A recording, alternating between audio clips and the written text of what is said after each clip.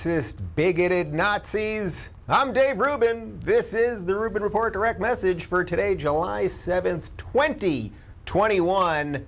Click that subscribe button, would you? Tap that notification bell, share our videos, etc., etc. You'll feel good and you'll be doing me a favor. All right, we got 3 stories for you today, and I'm excited about all 3. We're mixing it up a little bit today, so we're going to get to it pretty quickly. The first story, ESPN. Now, you may remember ESPN. It was a sports channel. Actually, the reason that I do this, the reason that I am a guy that talks to the camera is because when I was in high school and then really in college, I would watch ESPN Sports Center. And that's what I wanted to be. It was when Craig Kilborn, you may remember him, he was the original host of The Daily Show. He was on The Big Show, as they called it. And Keith Olbermann, before he became a complete leftist whack job, nut job lunatic, he co-hosted Sports Center with Dan Patrick. And it was this great show that was funny and about sports and irreverent and cultural and really wonderful. And then just in the last 20, 25 years, ESPN has been completely infected by wokeism. It's mostly about politics now. I don't watch ESPN anymore. I don't watch the NBA anymore. I really don't watch any professional sports anymore. As you know, I do cardio to old NBA games from the early 1990s. Actually, this morning I did an hour to Game 7 of the Western Conference semifinals, 1995 Rockets versus Suns. Mario Elie big 3 at the end. I'm sure you guys all remember that one. Anyway, ESPN is really horrible, and it's become all about politics and wokeism and everything else. And there's a reporter at ESPN by the name of Rachel Nichols, who I remember from years ago, a perfectly fine reporter. And she basically got caught on leaked audio from a year ago saying that her career was sort of in a little bit of trouble there because she's white, and that there was a black female reporter that they wanted to boost up to make it look like they were doing more related to diversity. So she actually told the truth, right? Because they're all about diversity and inclusion. And you're not going to believe this. She then got demoted for it. It's such a perfect story of why wokeism destroys everything. So we're going to talk about that. Then Jen Psaki, not Psaki, but Jen Psaki. I'm trying to be good today. She gave another White House press conference, and this woman, who is just an abject destroyer of truth, well, now she's basically laying the groundwork for the Biden administration to promote further lockdowns. So we'll show you some video on that. And then the third story that we're covering today, only 3 for you today, is that Donald Trump just this morning has announced a class action lawsuit. Now, class action, that means a whole bunch of us can get involved too, but he's going to be the lead actor in the class action lawsuit against the big tech companies and against some of the CEOs of the big tech companies personally. So this is a serious escalation, seriously interesting, and we shall see what happens. So that's what we're doing today. Before I get to any of that, though, guys, is the 24-hour news cycle making you nauseous? I know it's making me nauseous. Are you feeling nauseous on your commute right now? All those trains, subways, and bumper-to-bumper traffic, are they making you sick to your stomach? We've all experienced that horrible feeling, whether it's in the backseat of a car staring at your phone, maybe after one too many on a night out with friends, or even just from the anxiety of a long work day. Nausea can ruin a day, force us to change our plans, and in the most severe cases, it can make you unable to function. For those of you who can relate, I've got good news for you. You got to check out Reliefband. Reliefband is the #1 FDA-cleared anti-nausea wristband that's been clinically proven to quickly relieve and effectively prevent nausea and vomiting associated with motion sickness, anxiety, migraines, hangovers, morning sickness, chemotherapy, and so much more. The product's 100% drug-free, non-drowsy, and provides all-natural relief with 0 side effects for as long as needed. How it works is Reliefband stimulates a nerve in the wrist that travels to the part of the brain that controls nausea. Then it blocks the signal your brain is sending to your stomach, telling you that you're sick. The technology was originally developed over 20 years ago in hospitals to relieve nausea for patients, but now through Reliefband, it's available to the masses. Anyone who deals with nausea knows how awful it is. Even if you don't get nauseous often, Reliefband is worth trying for the anxiety benefits alone. This is not a product that you want to miss out on. It'll bring you peace of mind and help you not worry about nausea again. As the world is opening back up, don't let the fear of nausea keep you on the sidelines.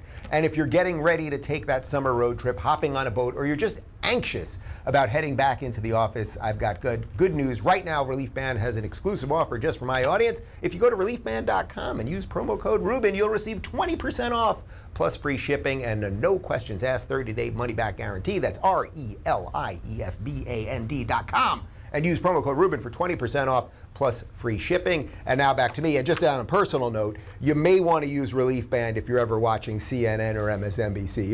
It's the surefire way not to puke your brains out as you listen to Chris Cuomo or Rachel Maddow.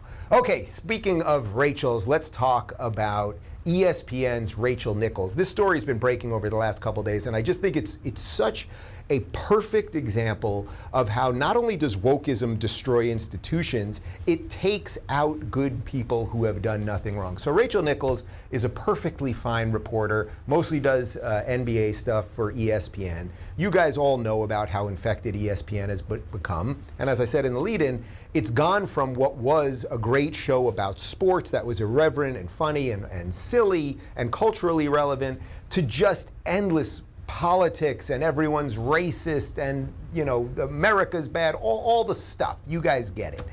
Well, back last July, so basically a year ago, Rachel Nichols was caught on audio that we're going to play for you in just a second. But it wasn't leaked until the last couple days. Now, the NBA Finals is, I guess, happening right now. I'm not watching, so I'm not totally sure what game they're in or if it's over or what's going on exactly.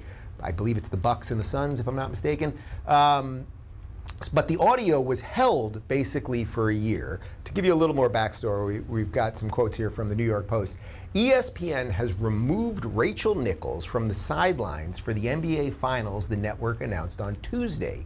The move was made in the wake of a New York Times report about demeaning comments that Nichols made around a year ago about network host Maria Taylor during a private conversation.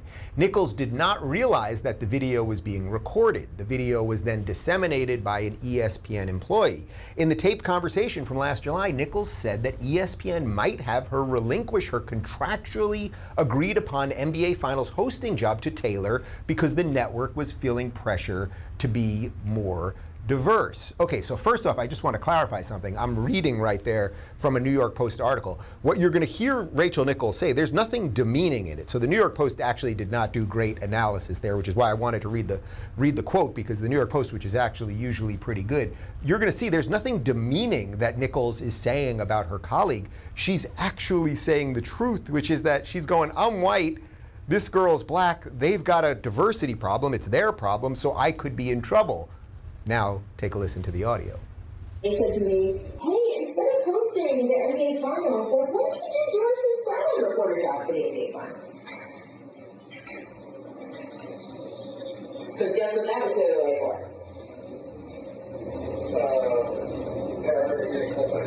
For Maria to do the hosting for us. Yeah. So, I have declined. I don't know what their next move is, but they are feeling pressure because of all of that. And I'm trying to figure out like how to just, my thing is that I wish Maria Taylor all the success in the world. She covers football, she covers basketball. If you need to give her more things to do because you're feeling pressure about your crappy long-time record on diversity, which by the way I myself know personally from the female side of it, go for it. Just, find it somewhere else. You're not going to find it with me. Tell me this is not the most perfect, chef's kiss example of why wokeism destroys everything. Rachel Nichols didn't say anything offensive there. As a matter of fact, she said that she wishes Maria Taylor all the success in the world. She thinks she's a decent reporter who covers football and basketball and everything else. And that Rachel Nichols, as a woman, has had to deal with discrimination at ESPN.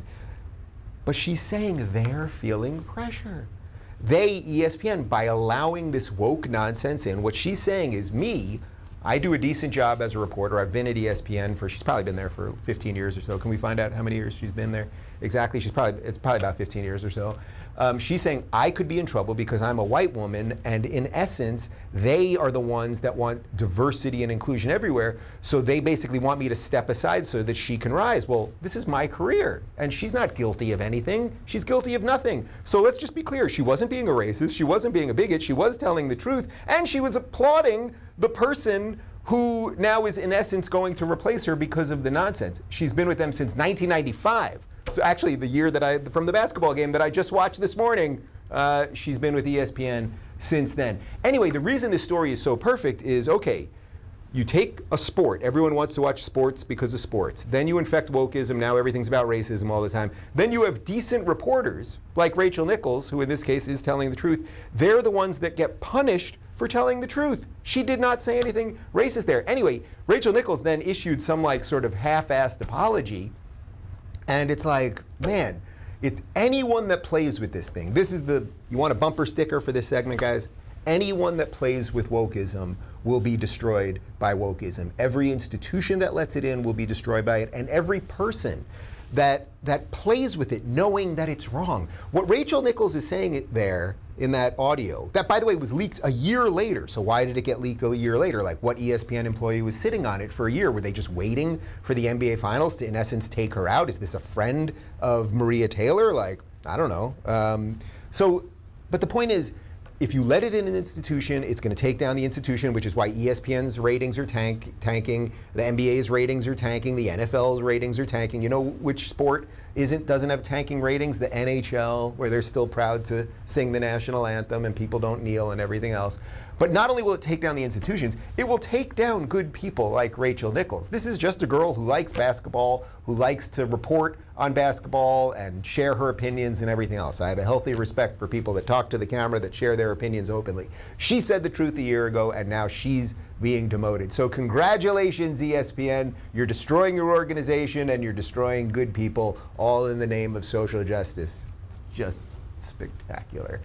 Guys, before we move on to story number 2, as you know, once a year I like to go off the grid for the month of August. We actually just booked our trip to an undisclosed location.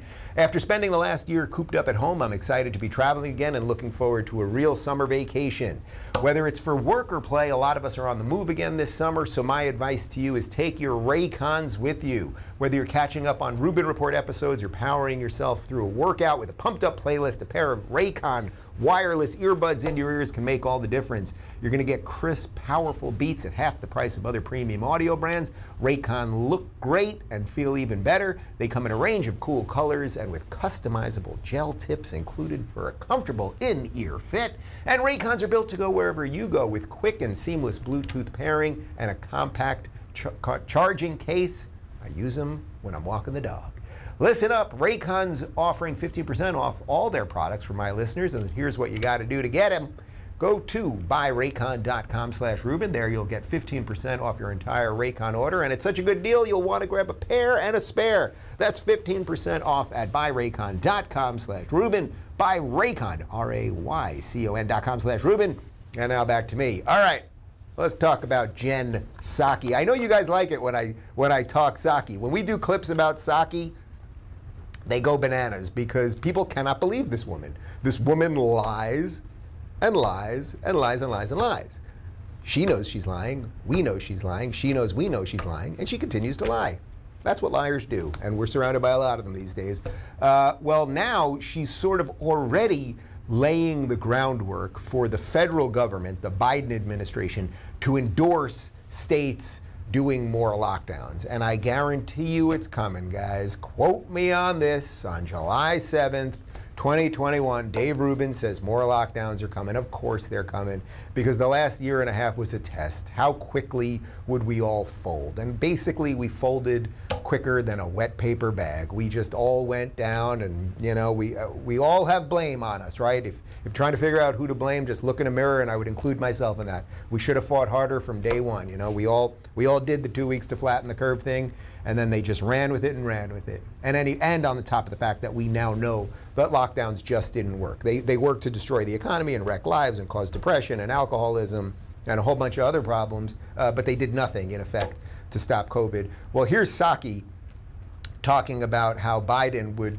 certainly support states locking down once again. If the number of cases continues to trend upward, are there any circumstances under which the White House would reimpose some of those restrictions as cases tick up, or would that be up to the states? Well, states are going to have to make evaluations, and local communities are going to have to make evaluations about what's in their interests. And as you know, there are much higher rates of vaccinations in some parts of the country over others, and we certainly support their decisions to implement any measures that they think will help their community safe. Okay, so on one hand, I'll try to give credit where it's due. The answer there, the last sentence that she says there, where she's going to say, we're going to let the communities do their thing. You guys know I'm a states' rights guy, right? Like, so I want local communities, I want states to make decisions for themselves. So a guy like DeSantis can do the right thing in Florida, and a guy like Newsom can do the wrong thing in California. To me, that's a better option than saying that the federal government should tell everybody what to do. So I will give her credit there on that, but that's not really what's going on here. And I would also argue that the question, I don't know who it was that asked the question, but it seems like a very leading, almost like a planted question to lay the groundwork for future lockdowns. Like, nobody's talking about lockdowns right now. Is anyone in your world, anyone that you know, that you're married to, that you live with, that you hang out with, that you had dinner with, that you go bowling with, is anyone being like, oh, we're going to need more lockdowns? Or is there anyone out there really that, even the people that are triple masking still and they've had 18 shots and everything else, going, oh, if it gets worse, we're going to need lockdowns again? So the idea that someone at a press conference is sort of tipping to them like, is there any way that you'd kind of support lockdowns in the future? Like, is that something you do? It just seems like a very odd question to ask. But anyway, I'll give Psaki credit on the second half of it, which is, you leave it to the local communities. The bigger issue, though, is that we know lockdowns don't work. So why say that? Like, you could say, yes, if there was evidence that lockdowns work, we would leave it to the states because we don't want to use the power of the government, the federal government, to do everything for everyone at all times. And as I've been saying for a year and a half, if you live in rural Montana, the regulations and the way that COVID might spread is going to be very different than it would be, say, in metropolitan New York City. But there's no evidence that they work. So why would we ever tolerate this? And that's why so much of this had very little to do with a virus with over a 99% recovery rate, and a virus that basically everyone who died had a comorbidity and had either cancer or heart disease or diabetes, and that's not to diminish any of the people that died. And we all know people that had COVID, and I know actually many people in my family had COVID and everyone survived, and I have many friends that had COVID and everyone survived. I'm not even sure about my own antibody test, but I was sick a few weeks ago. Maybe I had COVID, I don't know, here we are, I'm okay, life goes on. But the idea that we would ever, that any of us, regardless of whether you live in Florida or New York or anywhere else, that we would ever give the power back to these authoritarian lunatics to keep us out of work, to keep us away from our family, to stop us from going to funerals. I mean, the litany of horrible things that they did while Gavin Newsom spent $20K on a bar bill at French Laundry, and while Gretchen Whitmer, who told people she didn't want them to be gardening outdoors in their own house in Michigan while she was getting on a yacht. And Lori Lightfoot was out there protesting in Chicago without a mask while locking down her state, and I could go on. And Andrew Cuomo sending the old people back into the old age homes where they all died. And what's happened with that? Is he going to jail? Like, what's going on here? The point is, it's not whether the states should have the power or the federal government should have the power. I think you know what I feel about that. The point is, this shit does not work. Not only does it not work, we know that once you give these people the power to shut down businesses, to say you have to be at home by 10 o'clock because COVID doesn't spread from 10 p.m. to 6 a.m., or the rest of the nonsense, they will gladly keep taking the power. So as I said before, we all kind of failed the test. And if we don't want to fail the second test will be, hey, if we do it to you all over again, deja vu all over again, are you guys all going to fold and bow immediately? I suspect most people still will. for some reason, there's something about the human condition, or it's something about a dysfunction of the modern human in 2021, that apparently we like to be controlled. We like to be told what to do. We like the idea that there's some structure above us that can tell us how to live. I think this probably has to do with a largely secular society on steroids and a complete lack of belief in anything other than government and a whole bunch of other stuff that I will continue to talk about and find the philosophers and the religious leaders and the sane secularists and liberals, whoever's left, to talk about these things. And we got a big problem here, because when you take all of what the government would like to do and you supercharge it with big tech and the way they can manipulate us, there is a big problem. And that's a perfect segue to the third story, which is over the last couple of weeks, the Trump team has been teasing out that they were going to do something on the tech side. Now, you may remember about 2 months ago, they released this blog. In essence, it was called From the Desk of Donald Trump, or From the Desk of the Former President, something like that. And really, all it was a blog. It was a place where he was writing a few sentences, and then there were buttons on it where it was like, send to Twitter, send to Facebook, send to Pinterest, or whatever other things people are on these days. And it had no technological benefit. It wasn't solving any problems. It seemed like a really kind of short-sighted thing to do. Now, you know my feelings. I think Trump is a good guy. I wish the guy was still president, but I think he put out something that didn't solve any of the problems. And by the way, that's obviously true, and I think he would even admit it himself, because within a month it was gone. Well, anyway, over the last couple weeks, they've been teasing out that there is going to be some new stuff. There is a new site by Jason Miller, who's one of Trump's main guys, one of the main people in his former administration, who I believe he still works with. They released an app called Getter, which is basically just a Twitter clone. Well, on day one, it was already hacked into. I think about 90,000 people had their information hacked. Trust me, I know a little something about creating a tech company. It ain't that easy. In any event, over the last few days, they've been saying Trump's going to make a major announcement on Wednesday related to tech, and everyone thought that meant he was going to launch a new tech site. Frankly, that's not what I thought, because I know how hard it is to do this stuff. I know by creating locals how hard it is to actually organize information in a way that's not going to be hacked. And I know how to deal with the legal issues and the philosophical issues around speech and the technological issues, and having like all the right engineers and architects and all of those things. I just know it's tough, and if Trump's been working on that for a long time, it seems like it would have leaked to me. Anyway, the big announcement is that Trump is actually suing the big tech companies. And as I've said all along, guys, we're in a war, an information war. There's many ways to fight a war. I believe in competition. So I want to invent and build new products. That's what I'm doing. But I think there's legal means. That's what Trump's doing. I think there's governmental means. My interview with J.D. Vance, which part one just went up this morning, and I've talked to guys like Josh Hawley and Tucker Carlson about this, that there are legal means to maybe break up these companies. David Sachs, who I had on a few weeks ago, he's one of the guys that wants to break up some of big tech, at least break up the Apple App Store, because they have just complete monopoly power. The point is, there's many ways to fight a war. And when you're fighting a war, you have ground troops, you have guys in tanks, you have an air force, and there's all ways to do it. So Trump has decided he's going the legal route. We've got some quotes here from the National Review. Former President Trump announced on Wednesday that he will file class action lawsuits against Facebook, Twitter, Google, and the company's chief executive officers.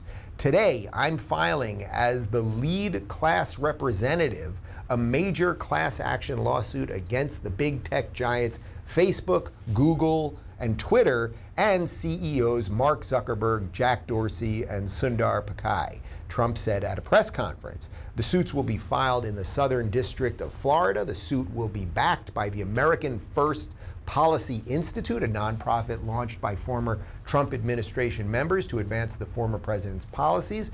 Trump said that the suits will claim that the companies enact censorship of the American people, hailing the suits as a beautiful development for our freedom of speech. Trump said, we're going to hold big tech very accountable. That's classic Trump right there. It's a beautiful lawsuit, and we're going to hold big tech very accountable. Look, I don't have an inherent problem with this. I really don't. As you know, I don't like using all of these legal levers and governmental levers all of the time. But there is simply no way that the government, when it was founded, that the founders, when they set up the United States government, could have ever imagined a superstructure that existed above the government that was so much more powerful than the government itself. And if we don't do something about these companies that are manipulating us in ways we cannot imagine, it's not the ways we can imagine that I'm worried about. We all know about shadow banning. We all know how they can reorganize search results. We just have no idea what else they can do. Whether they can truly, because of the suggested videos that YouTube shows you when I'm doing this show, could they, if they don't like what I'm saying, could they completely push you another way? If they really like what I'm saying, could they completely push you this way? We just simply don't know. Now, do I want a government regulator? Try to imagine like a dorky, khaki parent, light blue shirt wearing government regulator with his government hat, walking into Google and being like, guys, can I see the algorithms? We're gonna make sure you're treating information fairly. It's like, of course that's not gonna work, because nobody that knows anything about real tech engineering and algorithms and anything else would wanna work for the government. You'd go build real things, right? That was always my issue with Andrew Yang. It was like, you pretend you're such like a techie and you know how to do all this stuff, and it's like, yet you want to first be president and then you want to be mayor of New York City. It's like, go build stuff, right? So the government could never hire people that could even get in there and look at that stuff appropriately, which is why I've come to the conclusion that perhaps you can sue them, right? You can sue them because of censorship, and then we can get into Section 230 of the Communications Act, that they're acting not as platforms, right, where information is treated equally. This is what their legal protection is. If you're a platform, Twitter's a platform, YouTube's a platform, Facebook's a platform, that you treat everything equally, and then it's a forum. Now, you still can't break their terms of service, but all the information is treated equally. That's different than, say, a provider, right? That's different than, say, the Daily Wire or the Blaze or Fox News or MSNBC. They are saying we have certain content and this is our content and we are legally responsible for it. So that is the distinction that 230 makes, and it's just fairly obvious. Like if you're following along at home, if you've got an iPhone in your pocket, if you've got any of these apps on your phone, you know that it's very obvious that if you're within the woke window, you're safe, right? Like you're just good to go, and you can say all your crazy racist stuff, and you can call everybody else Nazis and white supremacists, and you can do it, and you're going to get an extra star and a check on your paper when you hand it in because they're into your ideas. Where if you're non-woke, let's say, you're going to be censored, that your videos aren't going to be seen as much, or what you post in your feed isn't going to be seen, and there's all sorts of other things. Paul Joseph Watson tweeted out something this morning. It was a screenshot showing that there are basically hundreds, he just did a couple of them, but then I did a further search, that there are basically hundreds of accounts on Twitter. They're all anonymous accounts, and they all just copy and paste the same exact thing, and then they tag Boris Johnson. In essence, what this was about was that it was like, oh, the Delta variant's getting worse, and there's other coronavirus things coming, and we have to lock down again, and then they all tag Boris Johnson. Well, why is that dangerous? Well, then whoever runs Boris Johnson, who's the Prime Minister of England, obviously, whoever runs his Twitter account looks at his mentions, and they go, my God, 5,000 people all said this thing to us about the Delta variant, and it's trending on Twitter. We better consider lockdowns again. So we are being manipulated. Who is manipulating us? I don't know. Do I think it's like purely like Twitter and Facebook employees that are manipulating us? I don't know. Is China manipulating us? Is Russia manipulating us? Or is our own government manipulating us? I don't know. But these are the things that we should be having an honest discussion about. And there's another side issue on this, which is that if you think about these big companies, one of the other reasons that I'm okay with some lawsuits, and that hopefully, if nothing else, again, I don't want the government regulators in there, but you maybe break them up, right? So you could take Amazon and you could say, hey, AWS, your server farm, that's what they blew up with Parler, that can't be part of Amazon, the Amazon when you open your app so you can buy toilet paper. Like, we have to break up these companies. I don't love the idea, but I get why there's something sensible there. There's just too much collusion. Amazon can basically, if you're a product person on their marketplace, which is an incredible thing, right? They've created this amazing marketplace so that people can sell products. One of the things, there's many stories about this, when Amazon sees that a particular product is doing really well, so meaning somebody starts their own small business, they start selling it on Amazon, Amazon gets their cut, they're doing everything by the rules. Often what Amazon is doing right now is they just figure out a cheaper way to make it, they make that the Amazon's choice, and then they crush those small businesses. So I don't love using governmental power, but if the American dream and the ability to compete and the very nature of capitalism is being destroyed by these companies, then perhaps you do have to do something. So whether it's some lawsuits, some breaking up these companies, some new technological answers, locals.com, like that's how we will fix this whole freaking thing. Oh, let me just tease out one other thing. I heard something very interesting this morning from a very reliable source that sometime next week, something amazing is going to be announced here in California. Have I already said too much? That was too much? I've said too much. Delete this. Can you go back and delete? Do we have a time machine? We got the gigawatts and the whole thing? But I think something very exciting is going to happen in California next week. That's all I'm saying for now. I just have a feeling, people. Can you feel me? Here, hold on.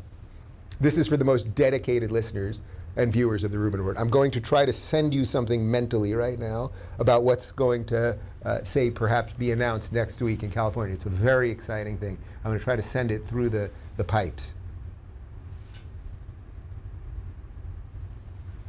I think some of you got it. A couple of you got it. Very impressive. Most impressive. Guys, part one of my interview with J.D. Vance, who is running for Senate in Ohio. He's also a tech guy. Really interesting conversation talking about a sort of new, sort of broad tent, wide conservatism, how you can bring along the blue dog Democrats, obviously something that I care a bit about. Part one is up right now on the YouTube, and the full episode is up already ad-free at rubinreport.locals.com. I will be in Miami this weekend. Why?